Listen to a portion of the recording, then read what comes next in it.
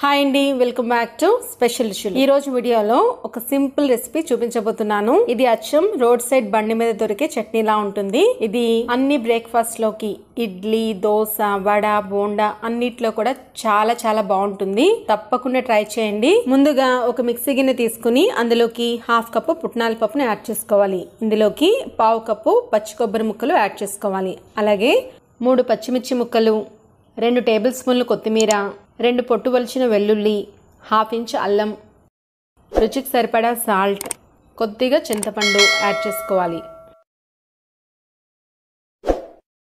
అలాగే ఇందులోకి సరిపడినంత వాటర్ని యాడ్ చేసుకొని ఫైన్ పేస్ట్ లాగా గ్రైండ్ చేసుకోవాలి. మిక్సీ పట్టుకున్నాక దీన్ని ఒక బౌల్లోకి ట్రాన్స్ఫర్ చేసుకోవాలి. చట్నీ మిక్సీ పట్టేటప్పుడు సరిపడినంత వాటర్ని యాడ్ చేసుకొని ఫైన్ పేస్ట్ లాగా గ్రైండ్ చేసుకోవాలి. మరి గట్టిగా మిక్సీ పట్టుకోకూడదు. కన్సిస్టెన్సీ ఈ విధంగా ఉండాలి.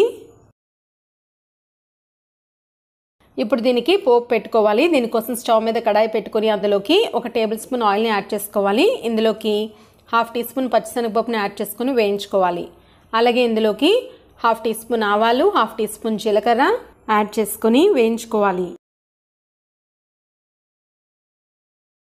ఇప్పుడు ఇందులోకి 2 తుంచిన ఎండుమిర్చి, చిటికెడు ఇంగువ, కరివేపాకు కూడా యాడ్ చేసుకొని ఫ్రై చేసుకోవాలి.